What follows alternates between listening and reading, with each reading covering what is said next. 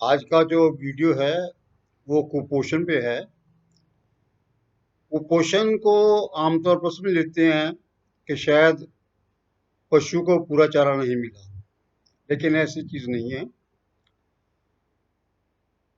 हाजमा होना, हजम होना तीन बातों पे डिपेंड करता है। पहले है खाना,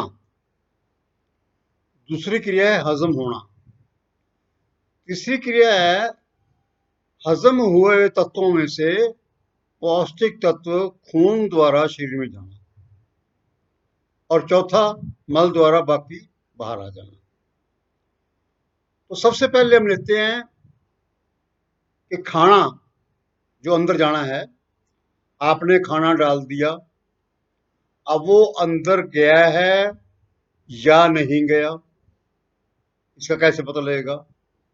मान लो आपने जो है चारा डाल दिया, तीन चार पशु हैं, और उनमें से जो है एक पशु ऐसा है जो बहुत तेज है, किसी को नहीं खाने देता, सारा वही खा गया, तो बाकी जो है उसको कुपोषण का शिकार हो गए। या कई बार है आपने बड़ा अच्छा भोजन बनाया है, उनको खाने के लिए बड़ा अच्छा आहार दे रहे हो, लेकिन उनको नहीं पसंद आया, तो वो उसके अंदर नहीं गया, तो कुपोषण का शिकार हो जाएगा। दूसरा है कि वो उसने खा लिया, लेकिन अंदर का जो सिस्टम है वो काम नहीं कर रहा, हाजमा ठीक नहीं है, और हाजमा ठीक ना होने से जो पोषक तत्व हैं वो शरीर में नहीं जाएंगे।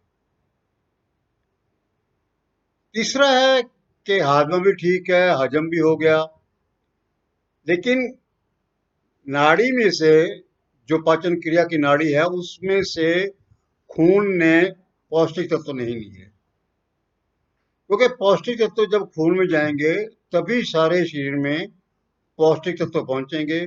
जहां जहां कमी है वहां वहां कमी दूर होगी और शरीर को ऊर्जा मिलेगी। मिनरल मिक्सचर का, खनिज लवण का और विटामिन का पशुपाचन में, पशु क्रिया में बहुत ज्यादा रोल है। तो हम जो कुपोषण है वो, उसका जो संबंध मिनरल मिक्सचर वगैरह के साथ है, उस संबंध पे आपसे बात करेंगे। सबसे पहले आ जाता है कैल्शियम। कैल्शियम कहने को तो बड़ी सिंपल सी बात है कि चूना दो तो कैल्शियम पूरा हो जाएगा, ऐसी बात नहीं होती। कैल्शियम जो है वो शरीर के बैलेंस को, शरीर की जो है कि नहीं उसको मेंटेन करता है। इसकी कमी से जो है कि नहीं पशु मिट्टी खाता है, गोबर खाता है, पेशाब पीता है, और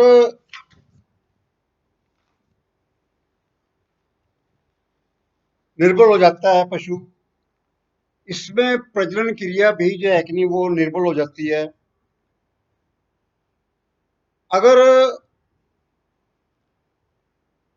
गर्भित अवस्था में जो है कि नहीं कैल्शियम नहीं मिला, तो जो बच्चा है वो भी कुपोषित पैदा होगा, वो भी अच्छा नहीं पैदा होगा। इसके बाद आता है मैग्नीशियम। मैग्नीशियम जो है वो मांसपेशियों को, शरीर के मसल्स को जो है कि नहीं कंट्रोल करता है। इसकी कमजोरी में जो है कि नहीं पशु खड़ा भी नहीं रह सकता, डामाडोल होता है। और ये पशु के मस्तिष्क पर, स्नायु यंत्र पर जो है कि नहीं कंट्रोल करता है। आपको पता ही है, अगर स्नायु यंत्र या दिमाग जो है नहीं उसका प्रॉपर काम नहीं करेगा, तो सारा सिस्टम जो है कि नहीं शरीर का वो बिगड़ जाएगा। इसके बाद आता है फास्फोरस। फास्फोरस की कमी में पशु के पेशाब में खून आएगा, प्रजनन में बहुत रोग जाएंगे, हड्डियां कमजोर हो जाएंगी, क्योंकि ये हड्डियां बनाने में जो है कि सहायता करता है। और एक खास बात, जब फास्फोरस की कमी होती है तो पशु चल फिर नहीं सकता। उसके सिम्टम ऐसे हो जाते हैं जैसे सारे शरीर में दर्द हो रहा है, वो चल नहीं रहा। तो ये भी कैल्शियम का, जो इसका फास्फोरस की कमी का एक सिम्टम है। सोडियम है, सोडियम शरीर में जो है वो पानी की मात्रा को ठीक रखता है। सोडियम की कमी से वजन बढ़ सकता है शरीर का, प्यास नहीं लगती, पाचन क्रिया जो है वो ठीक काम नहीं करता। इसके बाद हम लेते हैं आयरन, दो तत्व। दो तत्व हीमोग्लोबिन के लिए बहुत जरूरी है। अगर हीमोग्लोबिन ठीक नहीं होगा तो पीलिया हो जाएगा, पशु हाँफता है, क्योंकि हीमोग्लोबिन ने सारे शरीर में ऑक्सीजन पहुंचानी होती है, और अगर ऑक्सीजन नहीं पहुंचेगी तो पशु जो है वो बार बार सांस लेगा और ऐसा नजर आएगा जैसे उसको बहुत गर्मी लगी हुई है, वो हाँफता है। इसके बाद है मैंगनीज। मैंगनीज जो है वो शरीर में मस्तिष्क को जो है कि कंट्रोल करता है, कार्बोहाइड्रेट और फैट को जो है कि हजम करने में सहायता करता है। इसकी कमी जो में लंगड़ापन, टांगें छोटी हो जाती हैं, और दूध उत्पादन में जो है कि बहुत कमी आ जाती है, और माँ जो बच्चा जो है वो बड़ा नहीं होता, वो छोटा सा ही रहता है। इसके बाद है सल्फर, जिसको गंधक बोलते हैं। यह जो शरीर के जरूरी तत्व हैं, स्किन है, उसको कंट्रोल करती है। इसके जो है कि कमी से जो शरीर की चमड़ी है उसकी चमक खत्म हो जाती है, और ये इसकी कमी से प्रजनन में भी विकार आता है। प्रजनन जो है कि नहीं वो पूरा नहीं होता। उसके बाद तांबा है। तांबा अंदर के जो एंजाइम सिस्टम है उसको कंट्रोल करता है। एंजाइम जो हैं वो सारे शरीर को कंट्रोल करते हैं। कहीं मैसेज भेजना है, कहीं से मैसेज लेना है, आप हंसते हो तो उसमें जाके कौन से किस्म के जाके एंजाइम काम करेगा, आप रोते हो कौन सा किस्म का एंजाइम करेगा, ये सारा कंट्रोल जो है वो तांबे में है। उसके बाद आएगा आयोडीन। आयोडीन प्रजनन में इसका बहुत बड़ा जो है योगदान है। थायराइड में बहुत बड़ा योगदान है। इसकी कमी में थायराइड की बीमारी हो सकती है, और इसकी कमी में पशु मृतक पशु को जन्म देता है, मृतक बच्चे को जन्म देता है, और वो बिना बाल के होता है, गंजा होता है। सेलेनियम है। ये शरीर की जो रोग रोग निरोधन क्षमता है उसको जो है कि बढ़ाता है। मांसपेशियों को और हृदय को जो है कि कमजोर नहीं होने देता।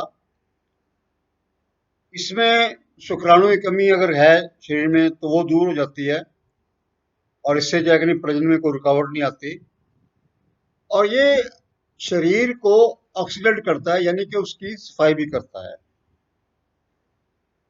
इसके बाद आ गया जिंक। जिंक जो है वो एंजाइम जो होते हैं शरीर में उसके जरिए, उसके रास्ते से रोग का नियंत्रण करता है, और इसी कमी से जो है चमड़ी है वो बेकार से हो जाती है और प्रजनन में विकार आ जाता है। इसके बाद आता है विटामिन। विटामिन ए जो है वो आंखों के लिए बड़ा जरूरी है। और दूसरा, वंशावली में जो है कि जब पेरेंट्स से, माता पिता से जो करेक्टर हैं वो आगे औलाद में जाने हैं, उन करेक्टर को ले जाने के लिए विटामिन ए का बड़ा योगदान है। इसकी कमी से जो है कि अंधापन आ जाता है, और पशु जो है वो डावाडोल हो जाता है, और शरीर उसका जो है कि जो वजन है वो नहीं बढ़ता। विटामिन डी है। ये कैल्शियम और फास्फोरस को हजम करने में सहायता करता है, सूर्य की गर्मी से मिलता है। जो पशु अंदर बंधे रहते हैं, सूरज की गर्मी उसको नहीं मिलती, उसके ऊपर इसका बहुत बुरा प्रभाव पड़ता है। और बाकी इसके वही प्रभाव हैं जो कैल्शियम और फास्फोरस की कमी में हो सकते हैं। विटामिन ई है, ये शरीर के रोग निरोधक जो सिस्टम है उसको बढ़ाता है और प्रजनन में भी सहायता करता है। ये विटामिन ई जो है वो सेलेनियम के साथ मिलकर काम करता है और ये स्ट्रेस कंट्रोल करता है। स्ट्रेस मतलब जो है कि आदमी डिप्रेशन हो जाता है, डिप्रेशन में जाता है, तो उसको भी ये कंट्रोल करता है।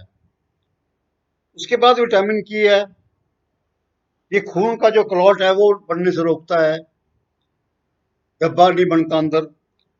अगर धब्बा जो है कि नहीं वो कहीं अपना हृदय में चले जाए या दिमाग में चला जाए तो नाड़ी फट सकती है।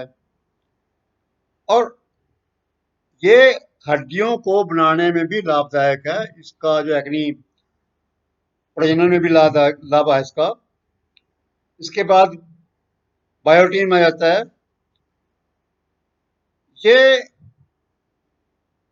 शरीर की जो क्षमता है उसको कंट्रोल रखता है। नाखून और बालों पर इसका जो है कि नहीं ज्यादा काम है। चमड़ी को जो है कि नहीं ये तंदुरुस्त रखता है, सुंदरता शरीर की बनाए रखता है। इसकी कमी में लंगड़ापन आ सकता है और प्रजनन की कमी आ सकती है। इसके बाद कोलिन है,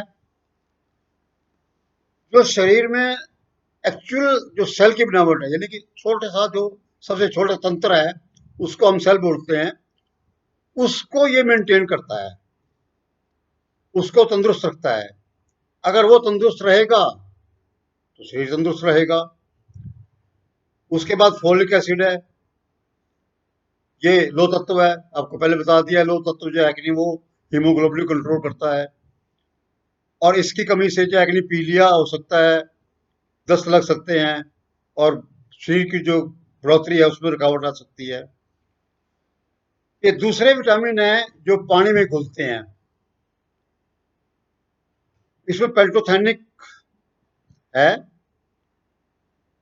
यह शरीर की ताकत को बढ़ाता है, खून को खून में जो सुक्रोज है, यानी कि शरीर की जो है कि जो ग्लूकोज है, शर्करा जिसको बोलते हैं, उसको कंट्रोल करता है। राइबोफ्लाविन B2 जिसको बोलते हैं, ये शरीर की बढ़ोतरी में काम करता है, चमड़ी में चमक लाता है, आंखों को रोशनी देता है और इसकी कमी से मोतियाबिंद हो सकता है। थायामीन है, विटामिन A1 B1 जिसको बोलते हैं, ये कार्बोहाइड्रेट के हाजमे में और शरीर की ताकत को मेंटेन करने में जो है कि नहीं सहायता करता है। इसकी कमी से कुपोषण हो सकता है और शरीर के भार में कमी आ जाती है। B6 है, ये रोग का निरोधक जो है कि नहीं इसको कंट्रोल करता है। इसका दूध उत्पादन में बहुत योगदान है। इसकी कमी में शरीर में कमजोरी आ सकती है। B12 है, जाना माना विटामिन है, ये शरीर की जो है कि नहीं बहुत सारी प्रणालियों को कंट्रोल करता है, पाचन प्रणाली विशेषकर कंट्रोल करता है। यह पिछली टांगों को शिथिल रखने में जो है कि नहीं बड़ी सहायता करता है। अगर इसकी कमी आ जाए तो पिछली टांगों पर पशु सहारा नहीं देता और ये प्रजनन में भी सहायता करता है। या इन सारी बातों को अगर मैं संक्षेप में कहूं, छोटी सी बात में कहूं, तो calcium, phosphorus, sulphur, iodine, selenium, zinc और मैंगनीज, ये पशु प्रजनन में बहुत सहायक होते हैं। हम इसीलिए जो है कि नहीं पशुपालक कहते हैं कि आप मिनरल मिक्सचर दो, इसकी कमी से दूध कम हो सकता है, कुपोषण हो सकता है और पशु जो है आपका वो नए दूध नहीं होगा। और इसके साथ ही विटामिन B6 है, विटामिन ए है, विटामिन ई है, बायोटीन है, कोलिन है, B2 है, B12 है। ये भी शरीर के कुपोषण को रोकने में बहुत सहायक हैं। इसलिए हम जो है कि लोगों को कहते हैं कि हरा चारा जरूर दो, क्योंकि ये सारे विटामिन हरे चारे में पाए जाते हैं। Thank you.